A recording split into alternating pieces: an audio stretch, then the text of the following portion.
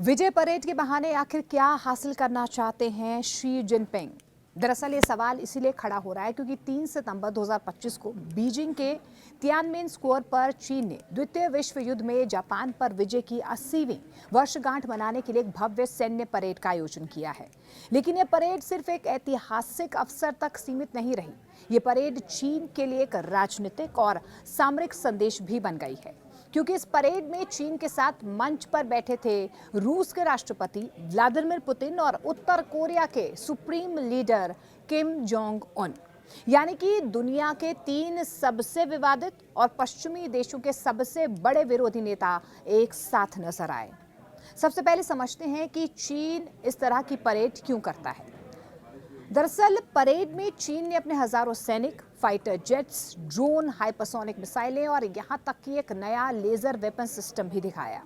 खासतौर पर दिखाए गए DF-26 intermediate range ballistic missile, जिन्हें अमेरिका गुआम किलर कहता है। ये प्रदर्शन चीन के बढ़ते सैन्य सामर्थ्य और तकनीकी क्षमता का खुला सबूत था। यानी चीन ने दुनिया को यह संदेश दिया है कि हम अब किसी भी स्तर पर अमेरिका और पश्चिम को चुनौती देने के लिए तैयार हैं। अब बात करते हैं इस आयोजन के सबसे बड़े राजनीतिक संकेत की। रूस और उत्तर कोरिया दोनों ही देश इस समय पश्चिमी दुनिया के निशाने पर हैं।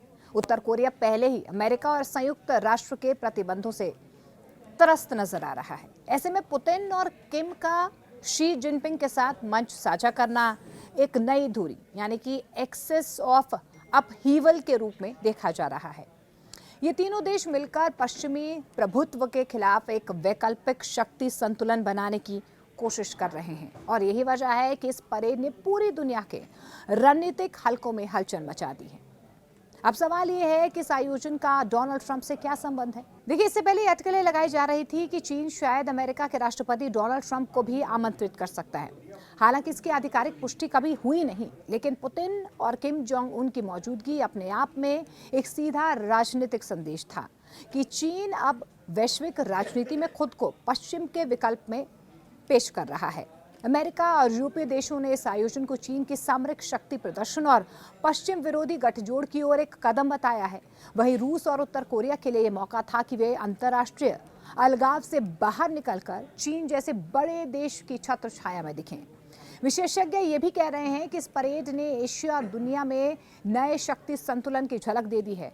तो आखिर इस परेड का असली मकसद क्या था? सैन्य शक्ति प्रदर्शन?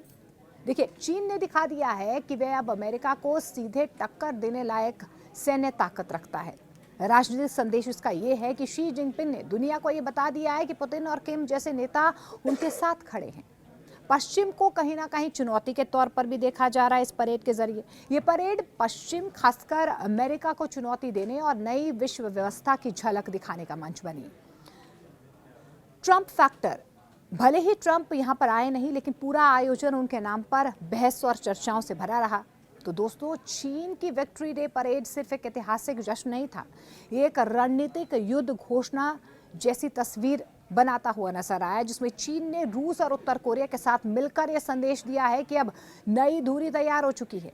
अब देखना ये होगा कि इस परेड के बाद अंतर्राष्ट्रीय राजनीति किस दिशा में बढ़ती है। क्या अमेरिका और उसके सहयोगी कोई बड़ा जवाबी कदम उठाएंगे या फिर दुनिया धीरे धीरे एक नई शक्ति संतुलन की ओर बढ़ती हुई नजर आएगी?